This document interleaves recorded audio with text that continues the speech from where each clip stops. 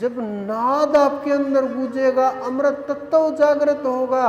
अमृत तत्व को ये नहीं है कि उठाई कोई मटकी या कोई किसी पात्र उठाया, चाहे स्वर्ण का उठाया, कि उसमें अमृत है और आपको पिला दे, आप अमर हो जाएंगे। ये अमृत नहीं होता।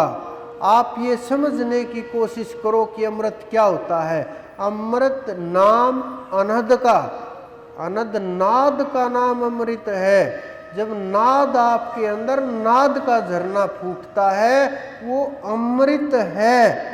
लेकिन वो पी करके आप कर्मों से दूर होने लगते हो, कर्मों के रोग मिटने लगते हैं। अमर होने का क्या महत्व है कि अमृत पी करके अमर हो गए और मतवाले हो गए। अमर होने का क्या क्या रहस्य होता है? ऐसे तो कोई नहीं कि आप अमर हो गए, पिया और अमर हो गए। अमर होने का मतलब है उस आत्मा में मृत्यु का, काल का, महाकाल का भय नहीं रहता। वो आत्मा अपने वजूद में चली जाती है, परम तत्व में चली जाती है और मृत्यु का भय यानी जन्म मरण से पीछा छूटने लगता है। आप उस मार्ग पर पहुंच जाते हो कि जहाँ जन्म मरण से बंधन दूर हो जाए। वही अमृत तत्व है कि पिया और अमर हो गए, कि पैदा ही नहीं होना। जब पैदा ही नहीं होंगे तो मरेंगे क्यों? तो वो अमृत तत्व है। आप उस अमृत तत्व की खोज में लगिए, नाद को पकड़ करके चढ़िए। जब आप नाद को पकड़ करके चढ़ोगे, आगे बढ़ोगे, वहां गुरु के चरण मिलेंगे। नाद से पहले नहीं है, ओंकार से पहले भी नहीं है। ये गुरु के चरण ओंकार से ऊपर मिलेंगे आपको। ओंकार की गूंज सुनाई देगी, ओंकार दिखाई भी देगा। अक्षरों में मत फंस जाना, धुन होगी, धुन में सुनेगा। जब वो सुनेगा, दिखेगा, अनुभव होगा, तो फिर उससे आगे जा करके आपको गुरु चरण रज मिलेगी। और वहाँ से फिर मस्तक पर लगा करके, ललाट के ऊपर सजा करके फिर आप आगे बढ़ोगे। आपको रोकने वाला कोई नहीं होगा। इसीलिए कहते हैं गुरु चरण रज जब मस्तक पर लगती है, सब कुछ नष्ट हो जाता है, पीड़ाएं समाप्त हो जाती हैं। ये रहस्य हैं इन चीज़ों के। आप लोग जब जानोगे इन रहस्यों को तो वहाँ तक पहुँच जाओगे, उन तत्वों को पाओगे, उनकी खोज करोगे। ये महत्वपूर्ण चीज़ें हैं, जीवन के लिए भी, साधना के लिए भी, आध्यात्म के लिए भी, परम तत्व के लिए भी, खोज के लिए भी बहुत आवश्यक चीज़ें हैं। क्योंकि ये खोज करके आपका बहुत समय निकल जाएगा खोजने में। इस कारण से हमें किसी भी प्रकार, कितना भी समय लगे, हमें जो अनुभव हुआ, जो परमात्मा ने सिखाया, जो हमें दिखाया, जो अनुभव कराया, वो आप सब लोगों के सामने जो हम मिला उसको बांट रहे हैं। जो भी लेगा उसका कल्याण हो जाएगा।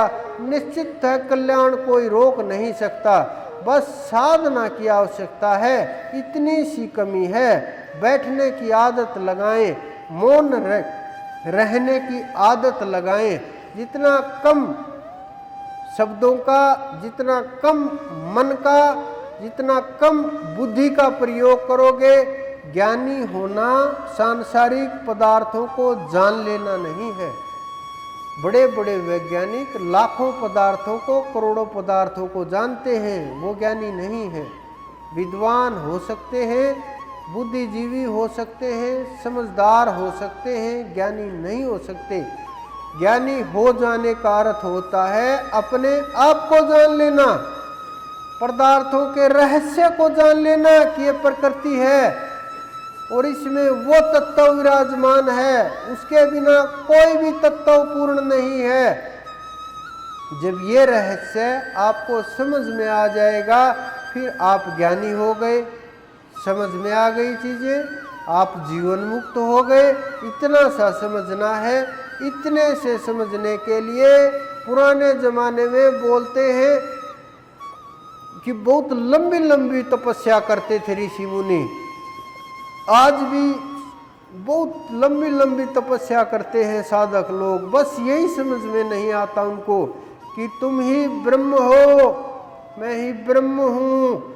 इसी चीज के ऊपर शंका रहती है कि नहीं मैं ब्रह्म नहीं, मैं ब्रह्म कोई और है।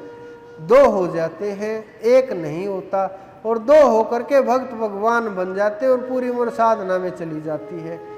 तो आप लोग साधना कीजिए, आरंभ कीजिए, प्राप्ति के लिए प्रयास कीजिए। जितना प्राप्ति के लिए प्रयास करेंगे उतना आप आगे बढ़ सकते हैं। अगला जो प्रोग्राम होगा, पिछले 2 अक्टूबर को बहुत लोगों को मेरे से शिकायत रही कि हमें नहीं बुलाया, बस सेवादारों को बोल दिया।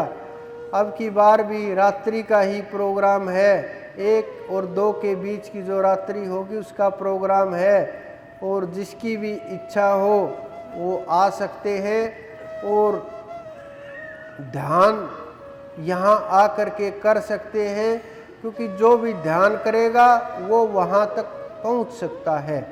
आप सब लोगों के अंदर विराजमान परमपिता परमेश्वर, मेरे गुरु, मेरे इष्ट को मेरा बार बार प्रणाम।